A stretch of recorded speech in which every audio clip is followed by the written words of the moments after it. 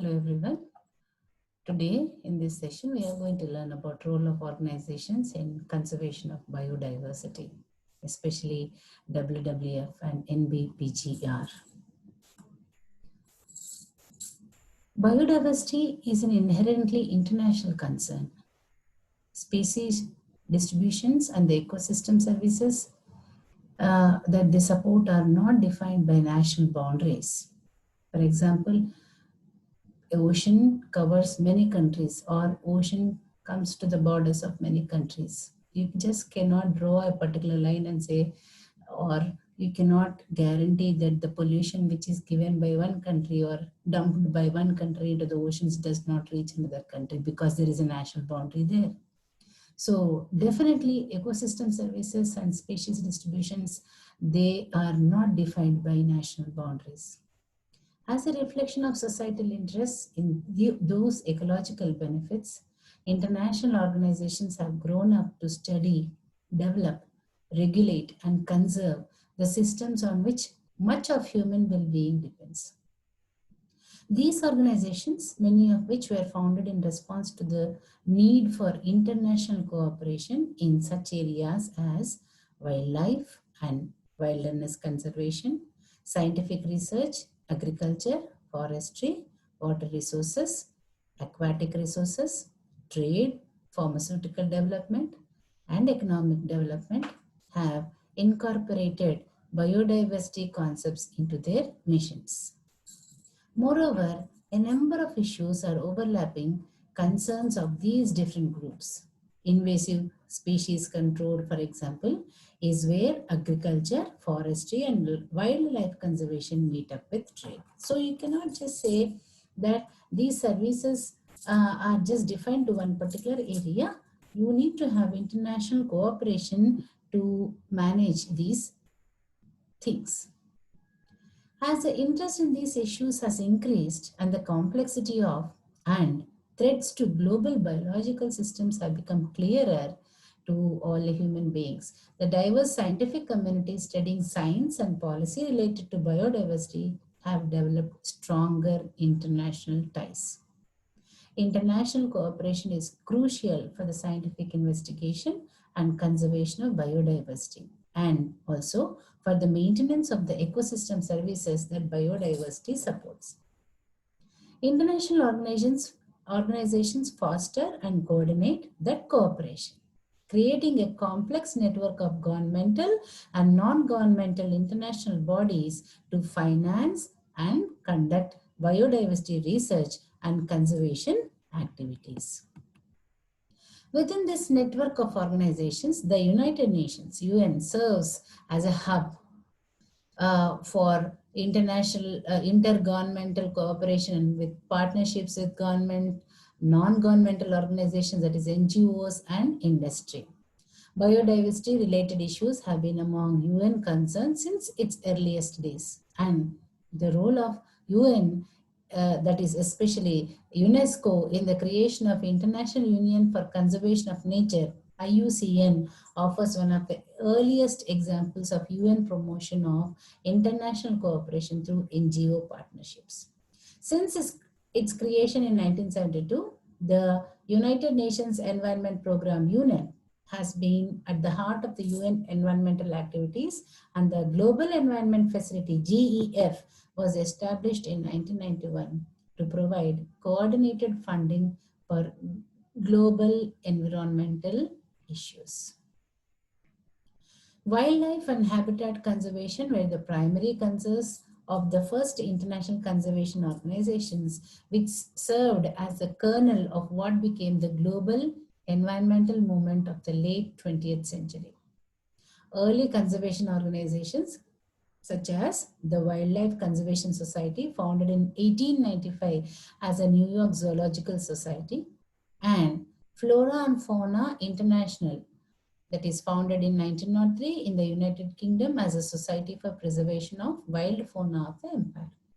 These two things, that is Wildlife Conservation Society and Flora and Fauna International, developed early conservation norms. The rules and regulations, etc., were developed by these two organizations.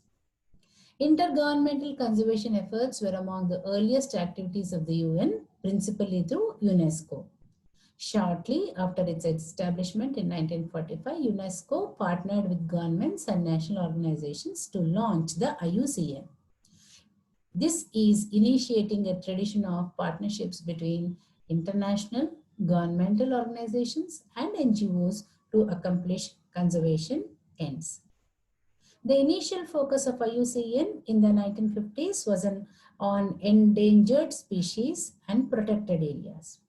In 1963, the organization established the Red List of Threatened Species, aimed at drawing attention to the magnitude and importance of threats to biodiversity worldwide. IUCN was joined by an array of international organizations in the next few decades, and these organizations focused on conservation of threatened species and the ecosystems in which they lived. The WWF, the World Wildlife Fund, was founded in 1961 to advocate for the protection of wildlife and wild places around the world. Their campaigns used flagship species such as the iconic panda of their logo to raise awareness and stimulate action and funding for their global activities and advocacy. Let us understand in detail about WWF. The Worldwide Fund for Nature, WWF, is an international non-governmental organization founded in 1961 that works in the field of wilderness preservation and the reduction of human impact on the environment. It was formally named as World Wildlife Fund, which remains its official name even now in Canada and the United States. The WWF is the world's largest conservation organization with over 5 million supporters worldwide, working in more than 100 countries and supporting around 3,000 conservation and environmental projects. They have invested over $1 billion in more than 12,000 conservation initiatives since 1995.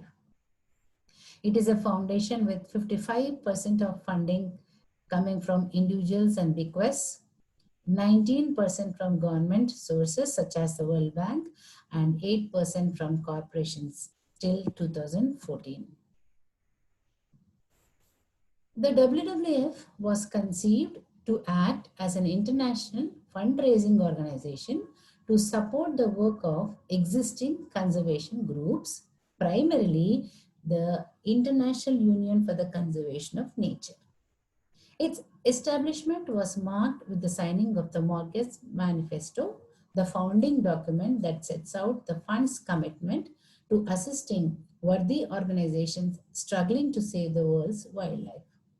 They need money, above all, to carry out mercy missions and to meet conservation emergencies by buying land where wildlife treasures are threatened, and in many other ways.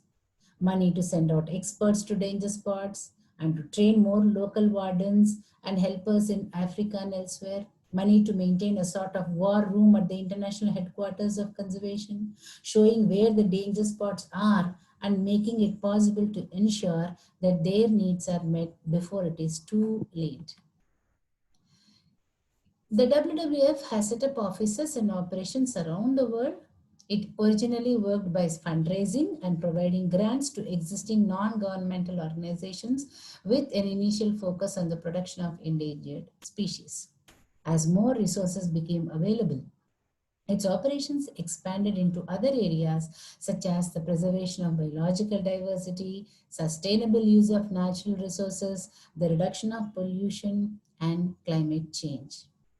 The organization now also began to run its own conservation projects and campaigns. WWF scientists and many others identified 238 ecoregions that represent the world's most biologically outstanding terrestrial, freshwater, and marine habitats based on a worldwide biodiversity analysis, which the organization says was the first of its kind. In the early 2000s, its work was focused on a subset of these ecoregions in the areas of forest, freshwater, and marine habitat conservation, endangered species conservation, climate change, and the elimination of the most toxic chemicals. WWF works with a large number of different groups to achieve its goals, including other NGOs, governments, business, investment banks, scientists, fishermen, farmers, and local communities. It also undertakes public campaigns to influence decision makers and seeks to educate people on how to live in a more environmentally friendly manner. It urges people to donate funds to protect the environment. The donors can also choose to receive gifts in return. It publishes the Living Planet Index in collaboration with Zoological Society of London. Along with ecological footprint calculations, the index is used to produce a bi-yearly Living Planet report giving an overview of the impact of human activity on the world. In 2019, WWF and NOR jointly published the Future 50 Foods reports, a report identifying 50 foods for healthier people and a healthier planet. The organization also regularly publishes reports, fact sheets, and other documents on issues related to its work to raise awareness and provide information to policy and decision makers. It aims to stop the degradation of the planet's natural environment and to build a future in which humans live in harmony with nature. In addition, WWF has launched several notable worldwide campaigns, including Earth Hour and Dead for Nature Swap, and its current work is organized around these 6 areas, and they are food, climate, freshwater, wildlife, forests, and oceans. Now let us go to the next organization, that is NBPGR, also called as that is an abbreviation for National Bureau of Plant Genetic Resources. PGR or plant genetic resources are the basic materials that are essential for development of improved crop varieties designed to combine high yield potential with superior quality, resistance to diseases and pests, and also better adaptation to abiotic stress on environments. Their continued availability to plant breeders is necessary not only for sustaining advances in crop productivity but also for stabilizing production in the country. These resources of known or potential use to man constitute a broad spectrum of diverse gene pools representing assemblage of land races, primitive cultivars, varieties of traditional agriculture, as well as wild and weedy relatives of the present day crop plants.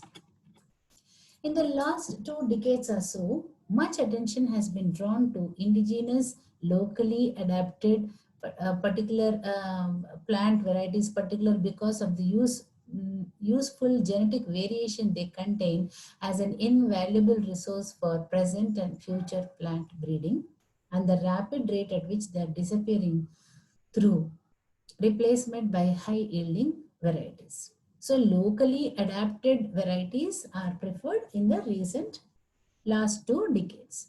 In addition, the natural habitats of wild relatives of croplands are continuously getting eroded, threatening survival of these populations.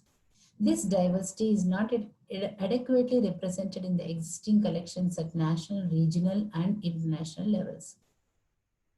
Indian National Program on Genetic Conservation aims at exploring and collecting, classifying, evaluating, conserving, and documenting this natural heritage for its current and also for its future use. Indian interest in abiding concern in the collection and utilization of plant genetic resources dates back to the early decades of the 20th century by Howard and Howard in 1910. And though botanical accounts on available flora and economic plants products has been documented much earlier. However, it was late Dr. B.P. Pal who truly focused attention on the use of germplasm variability in crop improvement, that too in the national context. The publication of his paper, The Search for New Genes, in fact, paved the way for augmenting genetic diversity for use in plant breeding. It was primarily due to his foresight and wisdom that a nucleus plant exploration and collection unit was established in 1946 in the Division of Botany at the Indian Agricultural Research Institution, New Delhi. NBPGR's activities have grown rapidly since 1976. It is a service-oriented national institute with a component of basic research for improving quality and efficiency of its services. It has 5 major divisions, namely Division of Plant Exploration and Collection, second one, Division of Germplasm Exchange, third one, Division of Plant Quarantine, fourth one, Division of Germplasm Evaluation, and fifth one, Division of Germplasm Conservation. In addition, there is a DBT funded national facility for plant tissue culture repository. The Bureau has also 12 regional stations or base centers, quarantine stations, experimental farms located in different agroclimatic zones. Apart from these, 3 All India coordinated crop improvement projects on medicinal and aromatic plants, cluster bean, and underutilized and underexploited plants are also located at the Bureau. The primary objectives of the Bureau are organize and conduct plant exploration and germplasm collection activities in India and abroad, undertake and coordinate the supply, introduction, exchange of plant genetic resources for research purpose within India and abroad, conduct plant quarantine examination of plant materials introduced by the Bureau for pests and pathogens, treat and salvage infected material, and also to carry out research on plant quarantine and seed health problems. Conduct and monitor and all existing concerning germplasm conservation in national base and active collections. Characterize, evaluate, and document available germplasm collection and coordinate these activities at the regional stations and other collaborating institutions with a view to preparing proper inventories and catalogs of such resources. Develop and operate the National PGR database for documentation and retrieval of information on plant genetic resources held by the Bureau and all other collaborating institutes and centers. Conduct training programs on different aspects of genetic resources activities at national and international levels. Develop and implement work plans concerning PGR activities based on memoranda of understanding under bilateral and international agreements. In order to fulfill its national mandate, the Bureau maintains links with all crop-based institutes, national research centers of the Indian Council of Agricultural Research, state agricultural universities, and the network of All India Coordinated Crop Improvement Projects. In addition, the Bureau maintains effective links with more than 70 countries as well as different crop-based international institutes under the CGIAR system, including the International Board for Plant Genetic Resources, IBPGR. The Exploration Division develops advanced perspective plans for germplasm collection along with the cooperating institutes and centers.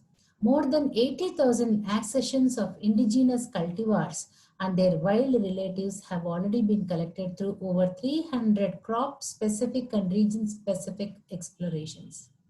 These represent Wide variability in crops like wheat, maize, rice, minor millets, cucurbits, okra, eggplant, tuber crops, jute, cotton, ginger, sugarcane, mango, banana, jujube, citrus, black pepper, turmeric, medicinal plants and forages, besides many others. The areas already explored include the northeastern region, northwestern Himalayas, drier western plains, central India, and the eastern and western peninsula tracts. Indigenous collections have been further enriched by importing over 9 lakh samples from more than 70 countries through specific excuse me, through specific requests and exchange. Plant quarantine facility at the Bureau has helped in ensuring that insect pests, pathogens, and obnoxious weeds do not enter the country along with seed and other propagating materials. Well-equipped laboratories of plant pathology, virology, nematology, and entomology work hand in hand to salvage the infected or infested materials using techniques such as mechanical cleaning, washing, fumigation, X-ray radiography, hot water treatment, acid seed treatment, pesticidal seed treatment, dips and sprays, etc. A large number of important exotic plant pests, nematodes, and pathogens have been intercepted. Some of these have been reported for the first time in India. A recent case is that of the groundnut stripe virus intercepted by the Hyderabad station of NBPGR in collaboration with ICRISAT. Over 80,000 accessions of different agri-horticultural crops are also being studied in uh, um, active sites, that is the Bureau's Isapur farm and its regional stations. Evaluation of introduced and indigenous germplasm collections at the Bureau's headquarters and regional stations over the years has resulted in the selection and release of several promising varieties. Some of these are Annapurna in Amaranth, La Bonita and Dwarf Money Maker in tomato, Selection 2, Selection 6-1 and G2 in okra, Asim, Rituraj, Red Seeded Cell 1 in cowpea, Sona, Suvidha, Sharad Bahar and Naveen in Gaur, Sabarmati in mung bean, Allison in Chinese gooseberry, Mahan in pecan, Gola, Seb, Mundia in bear, Trishna in opium poppy, Hybrid 7 and Hybrid 9 in vetiver, Arizona 2 and Voil and EC 33198 in jojoba. The NBPGR played a pivotal role in the improvement of various crop plants and diversification and development of agriculture in India through germplasm introduction from various institutes or organizations located in foreign countries and germplasm collection from within the country and abroad and conservation thereof. The NBPGR has its headquarters at Delhi. It draws guidelines from the Crop Science Division of ICAR, Institute Management Committee, Research Advisory Committee, Institute Research Council, and Germplasm Advisory Committees. The Bureau has 5 divisions, 3 units, and an experimental farm at its headquarters in New Delhi, and 10 regional stations located in different phytogeographical zones of the country. Besides, an All India Coordinated Research Network project on underutilized crops are located in the Bureau. The regional stations are Shimla, where the mandate of the station is the collection, evaluation, characterization, and maintenance of temperate crops. Jodhpur, it undertakes exploration, evaluation, and seed increase in agri-horticultural crops of arid and semi-arid zones. Thrissur, it is responsible for collection and evaluation of germplasm of southern peninsula region with particular emphasis on spices and plantation crops. Akola is responsible for exploring Maharashtra, Karnataka, Goa, Daman and Diu for germplasm collection. It also undertakes evaluation and maintenance of crops suited to central India and Deccan Plateau. Shillong This particular regional station is involved in collection and evaluation of horticultural germplasm of northeastern region, including Sikkim and parts of northern Bengal. Bovali, responsible for exploration, characterization, evaluation, and multiplication of agri-horticultural crops of subtropical and subtemperate regions. Cuttack, the mandate is exploration of agri-horticultural crops of Eastern Peninsula region with main emphasis on rice germplasm. Hyderabad, this station is engaged in speedy repatriation of pest and pathogen-free material as well as quarantine clearance of germplasm. It undertakes exploration, evaluation, and seed increase of agri-horticultural crops of Andhra Pradesh, Telangana, and adjoining areas. Ranchi, it was established in 1988. It is a center for evaluation and maintenance of germplasm of tropical fruits and other field crops of Bihar, Eastern Uttar Pradesh, and West Bengal. Srinagar, this station is responsible for exploration, collection, and maintenance of agri-horticultural germplasm of temperate crops of Jammu and Kashmir region. Thank you.